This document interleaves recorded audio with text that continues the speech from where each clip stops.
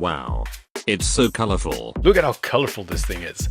Orange, light blue, dark green, green, red, yucky yellow, pink, another blue, and some olive shits. This is for differentiating the different parts of a song. Fistoon has the beat, all these little orange suckers. Blue is for bass. Green tends to be synths, guitars, classic guitars, and also one guitar here. These are for the guitarists in the group. Leads. One of them is a synth, the other one is a piano. This is the 8-beat, and this is the overall instrumental. You see these little green lines here? They're all connected here, mashed together for the final product. And these, which I have muted for now, are vocals.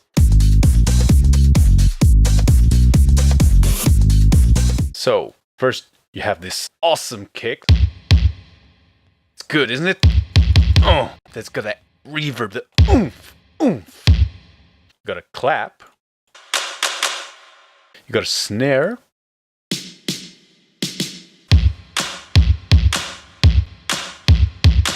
And we got these little open hats and closed hats. So all together, this is the basic beat.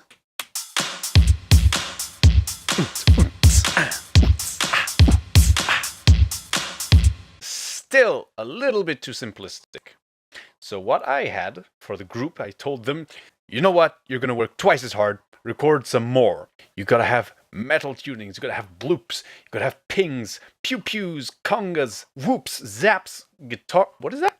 Glitch perks, white noise, and a cymbal. The cymbal, everyone knows the cymbal. It's the one that goes tsh. First, the metal twing. Take a well. There we go. The whoops. Yeah.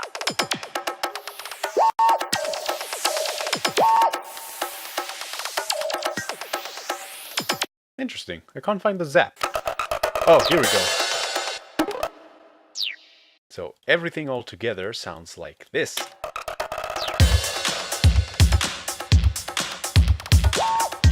Don't you want to go and start dancing now?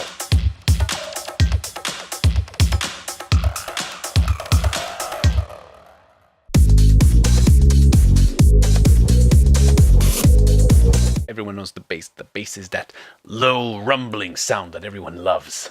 I told them, take the bass guitar and do this sort of really slappy, funky rhythm. You know, like Seinfeld. To complement the bass, you also need some synthesizers. Good old shit! This is one.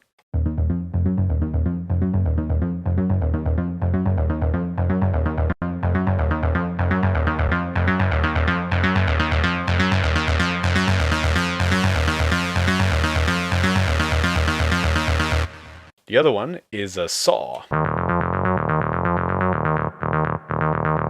And the last one is a bass pluck. Really short, really simple sound. If you listen to Infected Mushroom, this kind of sounds a lot like one of those psytrance basses. So all together with the bass guitar.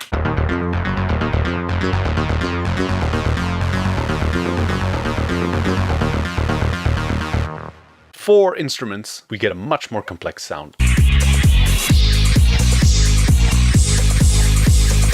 Some are bass, some are just pads. Some are like the stuff in the background that makes it all, ooh, spooky and everything. Let's see if we can find it here.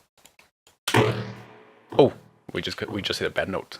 So we got this voice pad. It's super tiny, almost like a robotic choir. Little star going, no, like that. Another one is the metal arp, which sounds like an angry motorcycle wheel. After that, we have a voice bass, which is also sounds like a robot going, oh, like that. He's like he has stomach problems or something.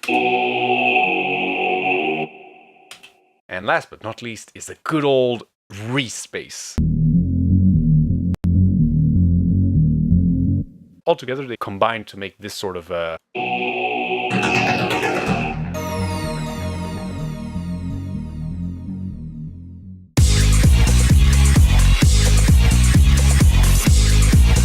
There are actually three guitars that are playing here. The red guitar sounds like this.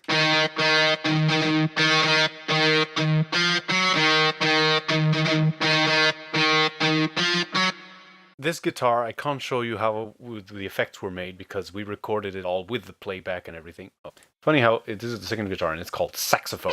It was a placeholder name. This is with no effects on.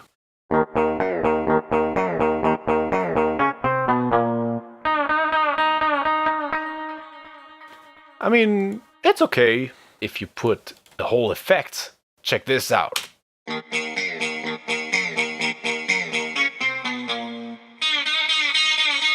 Hey, that's pretty good. It just sounds brighter. And the last guitar is actually at the end. These two green things, that's the guitar.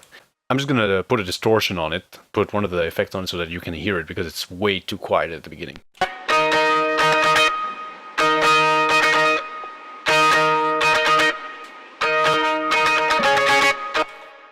And with all the effects, it sounds like this.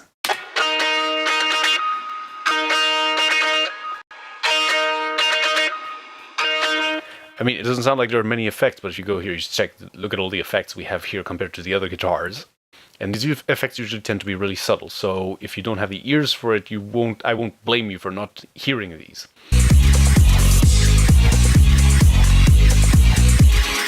The good old yellows. Leads are a piano. Ironic, because it's not really doing any leading, it's just background music. And the lead itself.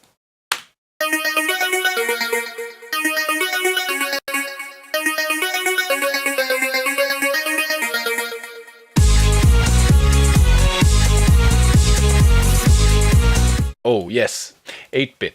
It's video game music basically. If you played a Game Boy, that's basically 8-bit.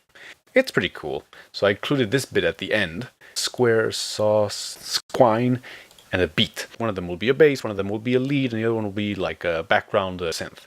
The beat first.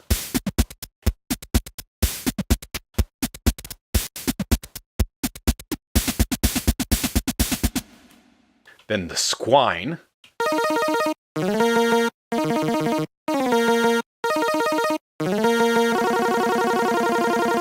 The saw. So that's obviously the bass.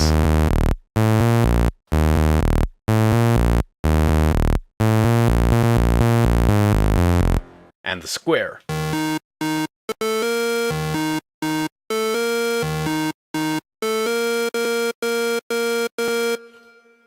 And all together, you get this.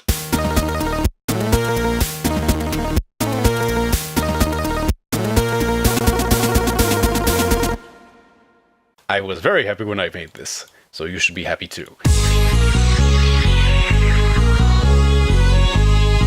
My least favorite thing to talk about are vocals. Neither I nor the band like to talk about the singers because we don't like our voices that much. We add a sort of pitch correction, sort of like auto-tune, but not as dramatic, not T-Pain sounding too much. We got several plugins that make it sound, that enhance that robotic aspect to it. I'm just going to show it to you with all the effects together, because I do not like sharing the pre-effects version of the vocals, because I'd like to keep this my own magician's secret. Nobody, never, nobody.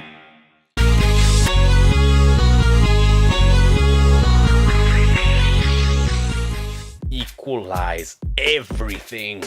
Cut away at the sounds, at their little frequencies, because some of them have frequencies that sound great, so you want to showcase them, and some of them sound like absolute crap. And those you want to cut out as much as you can. Fruity parametric EQ 2. What you see here are all the frequencies.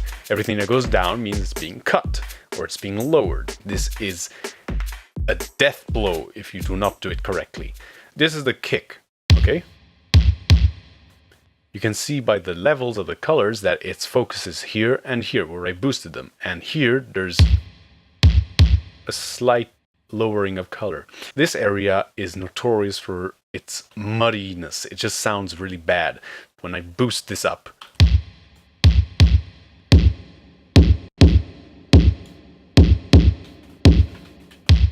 Now, some might like this sound. I understand why some people would like it, but it will just clash with every other sound we have here. It's getting hot in here. What the Gee, hold on one sec. Whoa, for sure. Oh my god. I left the heater on and I completely forgot.